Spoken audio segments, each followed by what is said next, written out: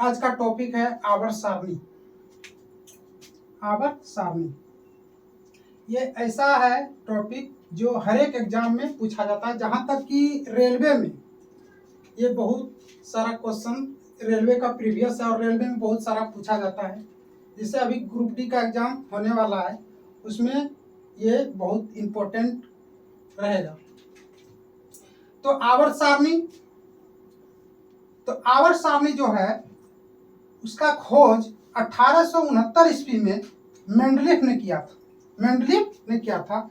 जो रूस के रहने वाले थे, रूस के निवासी थे मेंडलीफ।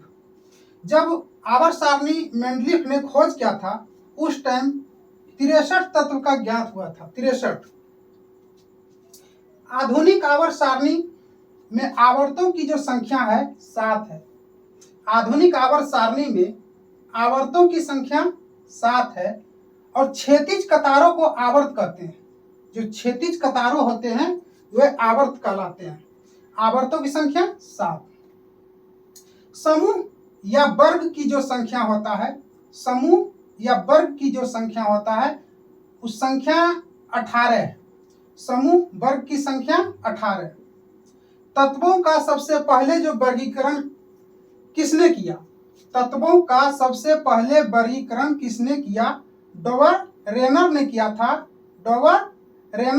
था। ब्लॉक की बात करें आवर्त सारणी में, ब्लॉकों की संख्या 4 है। S block, P block, D block, F block. तो ब्लॉकों की संख्या 4, S block, P block, D block और एफ ब्लॉक। त्रिक का नियम किसने दिया? तो त्रिक का नियम डोवर रेनर ने दिया था। त्रिक का नियम। फिर अष्टक का नियम किसने प्रतिपादन किया था? तो न्यूलैंड ने अष्टक का नियम दिया था। न्यूलैंड्स। और जब न्यूलैंड्स के समय में 56 तत्व का ज्ञात था। 56। किस वैज्ञानिक ने सर्वप्रथम आवर्त सारणी का निर्माण किया था? तो मेंडलीफ, जो रूस के रहने वाले थे मेंडलीफ।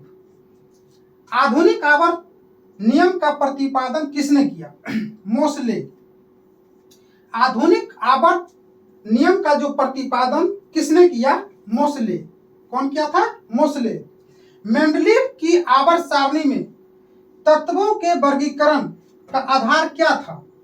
मेंडलीफ की आवर्त सारणी में तत्वों के वर्गीकरण का आधार क्या था? तो परमाणु द्रव्यमान।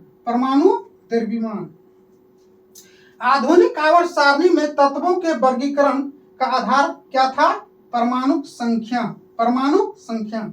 आधुनिक आवर्त सारणी और आवर्त सारणी में बोलेगा तत्वों का वर्गीकरण तो परमाणु द्रव्यमान पर, और आधुनिक आवर्त सारणी में तत्वों का वर्गीकरण बोलेगा तो परमाणु संख्या पर। आधुनिक आवर्त सारणी में तत्वों को जो व्यवस्थित किया गया, ये बढ़ते हुए परमाणु संख्या पर किया गया। आधुनिक आवर्त सारणी में तत्वों को जो व्यवस्थित किया गया, बढ़ते हुए परमाणु संख्या पर किया गया। किस वर्ग के तत्व को सिक्का या मुद्रा धातु कहा जाता है? सिक्का या मुद्रा धातु कहा जाता है तो वर्ग 11 को सिक्का धातु या मुद्रा धातु का वर्ग कहा जाता है। शून्य समूह में रखे गए तत्वों किस नाम से जाने जाते हैं? शून्य समूह में रखे गए तत्व किस नाम से जाने जाते हैं? तो निष्क्रिय तत्व का है, या दुर्लभ समूह का है, या नोबेल गैस का है, या अक्रिय गैस का है। सब एक ही है और इसकी संख्या 6 है। सबसे भारी धातु कौन सा है? सबसे भारी धातु ओस्मिया है। क्या है? ओस्मिया। सबसे भारी धातु ओस्मिया। फिर सबसे हल्की धातु लिथियम। किस तत्व सर्वाधिक विद्युत ऋणात्मक है? किस तत्व सर्वाधिक विद्युत ऋणात्मक है? तो फ्लोरीन। क्या है? फ्लोरीन। समूह 1 में मौजूद एकमात्र धातु कौन सा है? समूह 1 में मौजूद एकमात्र धातु हाइड्रोजन है, जिसे हम आवारा तत्व भी कहते हैं।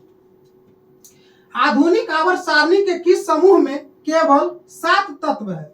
आधुनिक आवर्त सारणी के समूह में केवल 7 तत्व है। वह समूह 1 है। वह समूह 1 है। इसमें कुल 7 तत्व ही है। सबसे हल्का तत्व हाइड्रोजन। कौन? हाइड्रोजन। पृथ्वी पर सबसे अधिक मात्रा में पाए जाने वाला धातु तत्व, फिर से, पृथ्वी पर सबसे अधिक मात्रा में पाए जाने वाले धातु तत्व एल्युमिनियम। कौन? एल्युमिनियम। पृथ्वी पर सबसे अधिक मात्रा में पाए जाने वाला तत्व अगर पूछेगा तो ऑक्सीजन, और यह गैस भी है, ऑक्सीजन। पृथ्वी पर सबसे अधिक मात्रा में पाए जाने वाला तत्व या गैस ऑक्सीजन। प्रत्येक आवर्त का अंतिम सदस्य कौन होता है? तो प्रत्येक आवर्त का अंतिम सदस्य जो होता है वो निष्क्रिय गैस होता है। निष्क्रिय गैस होता है, जिसकी संख्या 6 है। आवर्त सारणी के दूसरे तथा तीसरे आवर्त में कितने तत्व है? तो आवर्त सारणी के दूसरे तथा तीसरे आवर्त में कुल तत्वों की संख्या 8। कुल तत्वों की संख्या 8। और प्रथम आवर्त में 2 तत्व है। कितने? 2। और चौथे और पांचवें आवर्त में 18 तत्व है। चौथे और पांचवें तत्व कितने हैं? चौथे एवं पांचवें में 18 तत्व है। फिर छठे में 32 तत्व है और सातवें में अपूर्ण है, लेकिन कोई एग्जाम में ये 32 तत्व का भी जिक्र किया है, तो हम याद रखेंगे कि ये अपूर्ण है, और ये भी याद रखेंगे कि 32 तत्व का भी जिक्र कोई एग्जाम कर देता है। तो ये था आज का आवर्त सारणी, जो कि मुख्य VVI क्वेश्चन था, जो प्रीवियस ईयर से हम उठा करके यहाँ आप लोग के बीच में लाए हैं।